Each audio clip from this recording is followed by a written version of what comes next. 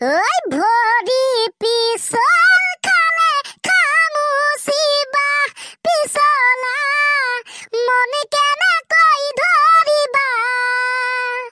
দাপোন ভাঙি গলে পেলাই দিবা পিছে মনে ভাঙিলে বুলি অ মোৰে মৰমী পেলাই দিব জানো পাৰিবা মনে ভাঙিলে বুলি অ মোৰে মৰমী পেলাই দিব জানো পাৰিবা না নোৱাৰি দেই দাপোন ভাঙিলে পেলাই দিব পাৰি চিচাৰখিনি কিন্তু মন ভাঙিলে পেলাই দিব নোৱাৰি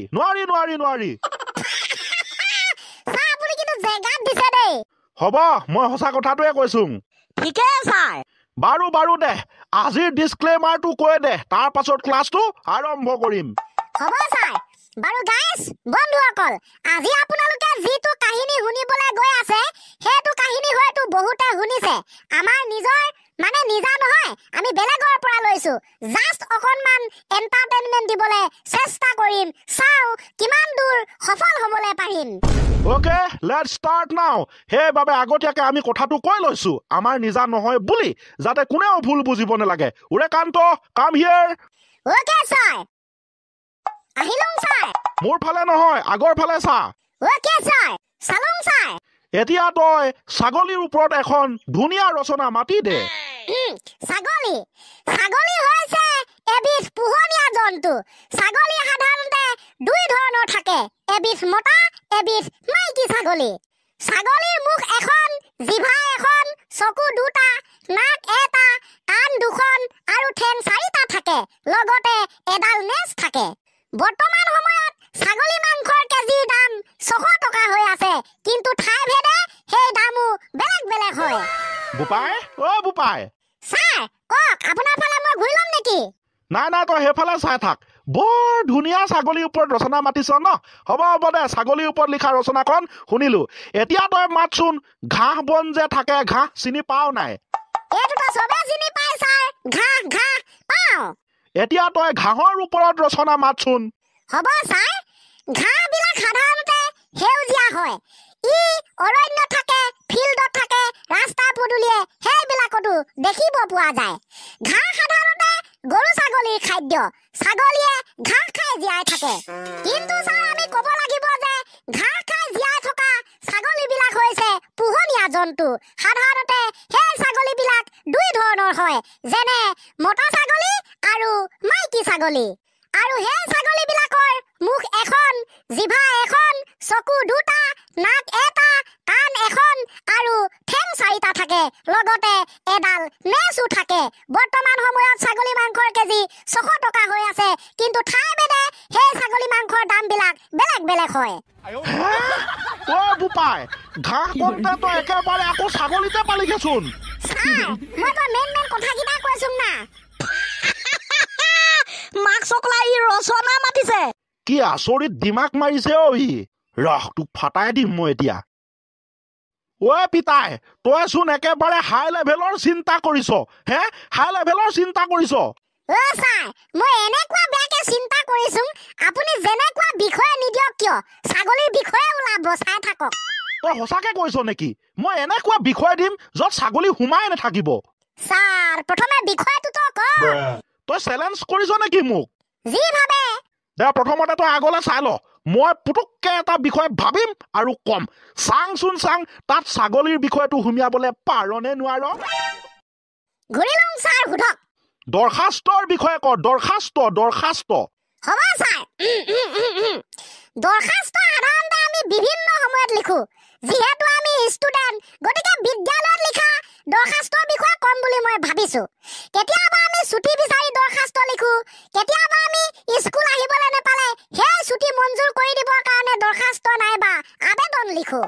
এদিনাখনৰ কথা ছাৰ মই এটা বিশেষ কামৰ বাবে স্কুল আহিব নেপালো যাৰ বাবে ছাৰে দৰখাস্ত লিখিবলৈ কোৱাৰ বাবে মই এখন দৰখাস্ত লিখিলো আৰু সেই দৰখাস্তখন লিখাৰ মেইন কাৰণটো আছিল তাৰ মানে সেইদিনাখন স্কুল আহিবলৈ নোপোৱাৰ মেইন কাৰণটো আছিল আমাৰ ঘৰত ছাগলী এজনী বেমাৰ হৈছিল মই মেডিকেল লৈ গৈছিলো আৰু মেডিকেলত চোৱা চিতা কৰোতে আহিবলৈ দেৰি হৈ গ'ল সাধাৰণতে সেই ছাগলী আছিল আমাৰ ঘৰচীয়া জন্তু ছাগলী সাধাৰণতে দুই ধৰণৰ থাকে এবিধ মতা এবিধ মাইকী কিন্তু সেইদিনাখন মই লৈ যোৱা ছাগলীজনী আছিল মাইকী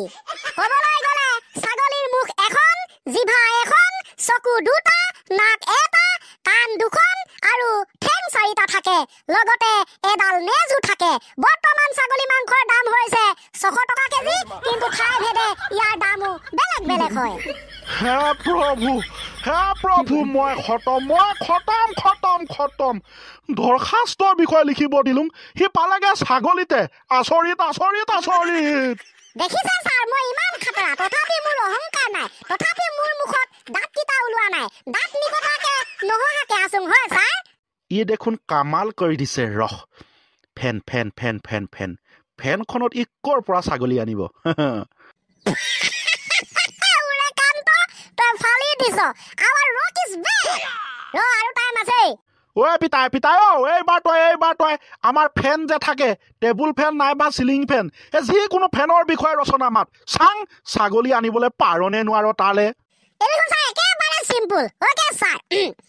ফেন সাধাৰণতে এবিধ ইলেক্ট্ৰনিক বস্তু আমি গৰম দিনত ফেনক ব্যৱহাৰ কৰোঁ ফেনে বতাহ দিয়ে যাৰ ফলস্বৰূপে আমি গৰমৰ পৰা হাত সাৰিব পাৰোঁ বেলেগৰ দৰে ছাৰ যোৱা বছৰ আমাৰ ঘৰলৈও দেউতাই এখন টেবুল ফেন কিনি আনিছিল কিন্তু সেই ফেনখন কিনি আনিছিল ছাগলী বেচা পইচাৰে ছাগলী দুটা বেচিছিল আৰু সেই ছাগলী আছিল আমাৰ ঘৰচীয়া জন্তু সাধাৰণতে দেউতাই বেচা ছাগলী কিটা আছিল এটা মাইকী এটা মতা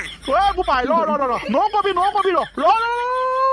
যি ছাগলী বেচিছিলি সেই ছাগলীৰ মুখ এখন জিভা এখন চকু দুটা নাক এটা কাণ দুখন আৰু ঠেং চাৰিটা আছে লগতে নেজো এডাল আছে আৰু বৰ্তমান ছাগলী মাংসৰ কেজি হৈছে 600 টকা কিন্তু ঠাই ভেদে ইয়াৰ দাম বেলেগ হয় মোৰ আৰু জানিবলৈ বাকী নাই ঐ লাষ্ট এটা সুধিছোং মোবাইলৰ বিষয়ে ক কিন্তু মোবাইল কওঁতে এই ছাগলী বেছি মোবাইল কিনিছোং ক'লে নহ'ব